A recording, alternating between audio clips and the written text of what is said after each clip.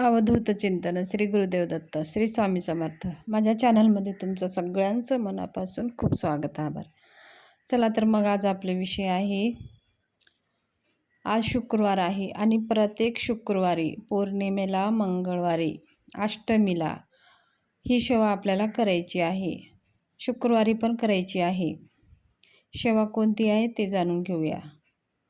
बघा, आपल्याला जर धनाविषयी काही समस्या आहे, घरामध्ये धन येत नाही, जे धन येतं टिकत नाही आणि त्याचे धन येतं एका मार्गाने आणि तो खर्च होतं 10 मार्ग. म्हणजे कमवणारा एकटाच माणूस असतो, पण खर्च करण्यासाठी अनेक मार्ग आहेत. म्हणजे कोर्ट कचेरी आहे, आजार आहे, किंवा आपल्याला विनाकारणचा खर्च आहे, किंवा आपल्याला ट्रॅव्हलिंग्स म्हणजे बाहेर आपण फिरायला जातो त्यात ते खर्च आहे. घरचं आपलं नेहमीचं खर्च असतोच. मुलांचं काही त्यांच्या आशा अपेक्षा त्यांचा खर्च असतोच. म्हणजे धन येतं एकाच मार्गाने पण जातं ते 10 मार्गाने. तर ह्या मार्ग आपल्याला धन जाऊ नये, ह्या 10 मार्गाने आपलं धन जाऊ नये. जिथं आपलं धन जरुरी आहे तिथंच धन आपलं खर्च करावे. जसं आता विनाकारण जर आपल्याला बाहेर फिरायला जातो, दुसऱ्यांचं पाहून आपण पण घ्या गाडी आणि निघालो, तिथं काही आपलं काही गरज पण नसते. पण असंच जरी आपण बाहेर सहज गेलो तरी आपल्याला 10, 15, 20,000 रुपये सहज खर्चून जातात. मग आपण ते पैसे कमवण्यासाठी महिन्यानं महिने राबतो, महिन्यानं महिने मेहनत करत असतो. तर मग अशा काही विनाकारण जे फालतूगिरीचे खर्च आहे त्याच्यावर आपल्याला स्वतःहूनच लगाम लावायचा आहे. स्वतःहूनच त्या खर्चावरती आपल्याला कंट्रोल करायचं आहे.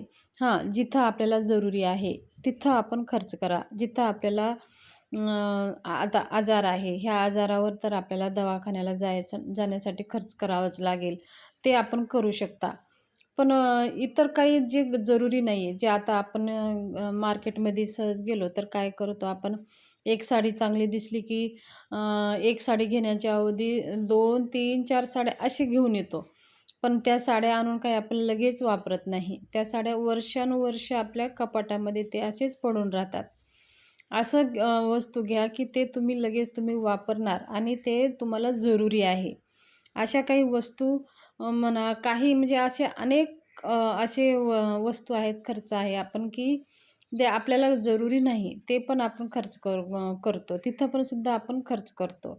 तर जिथं जरुरी नाही तिथं आपण त्या धनाला त्या जाग्यावरती आपल्याला खर्च करायचं नाही. मग लक्ष्मी माता काय म्हणते, जिथं जरुरी आहे तिथंच खर्च करा. जिथं जरुरी नाही तिथं तुम्ही खर्च करता, त्या वस्तू घरात आणून ठेवता, त्याचा काही तुम्हाला वापरच नाही. मग ती धन आहे ना, ते अशाच मार्गाने तो धन हळूहळू आपल्याकडनं निघून जातो. तर तेच कारण आहे की धन येतं पण टिकत नाही. ह्याचं कारण हेच आहे की आपल्याला ती ज्या वेळेस आपल्या घरामध्ये धन येते, लक्ष्मी येते, आपण कमवून घरामध्ये आपले पती कमवून आणतात, तर त्या धनाचं सुद्धा तेवढंच मानसन्मान झालं पाहिजे.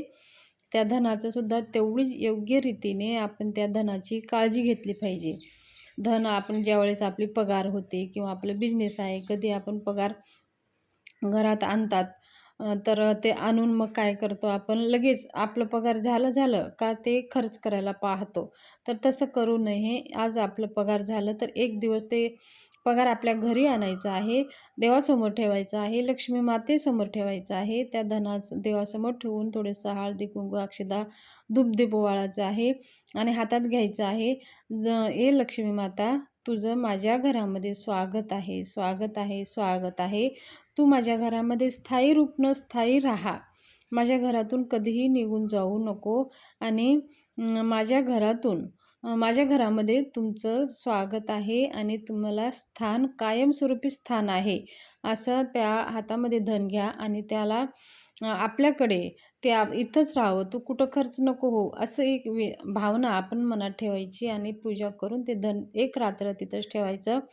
त्याच्यातले एक 100 रुपये घ्यायचे आणि काहीतरी आपण देवासाठी किंवा मंदिरासाठी खर्च करायचे. आधी काहीतरी पेढे घ्या, तुम्ही एखाद्या लक्ष्मी मातेच्या मंदिरात जाऊन ते पेढे द्या किंवा एखाद्या गोरगरिबाला किंवा एखाद्या मंदिरामध्ये नारळ, अगरबत्ती असं फोडून देवाला अर्पण करून या आणि एक ₹10, ₹11 देवांच्या गल्ल्यामध्ये टाकत जावा. म्हणजे ते धनाचा सदुपयोग होईल आणि आपलं धन आहे ना बरकत जाते. असं तुम्ही करून पहा.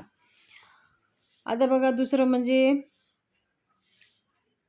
आपल्याला आता दररोज शुक्रवारी, मंगळवारी आणि अष्टमीला ह्या मंत्राचा आपल्याला जप करायचा आहे. तो मंत्र आहे स्तोत्र आहे श्रीसूक्त.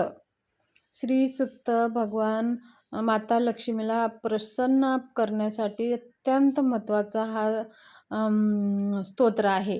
ह्या स्तोत्रामध्ये माता लक्ष्मीला आपण विनंती करतो, हे माता लक्ष्मी तू माझ्या घरामध्ये ये, मी तुझं स्वागत करते. तू जर माझ्याकडे आली तर मला कोणता गर्व होणार नाही आणि मी तुझा चांगलाच उपयोग करेन. तू मला सगळ्या रूपामध्ये माझ्याकडे ये. तू धन रूपामध्ये ये, तू ऐश्वर्य रूपामध्ये ये, तू आरोग्य रूपामध्ये ये, तू प्रत्येक असे 8 लक्ष्मी असतात. संतान प्राप्तीमध्ये ये, तू धन प्राप्तीमध्ये ये, तू आरोग्य प्राप्तीमध्ये ये, तू ऐश्वर्य प्राप्तीमध्ये ये. अशा प्रकारे तू माझ्याकडे ये आणि तुझं माझं स्वागत आहे. म्हणून हे सगळं वर्णन ह्या श्रीसूक्तामध्ये दिलेलं आहे.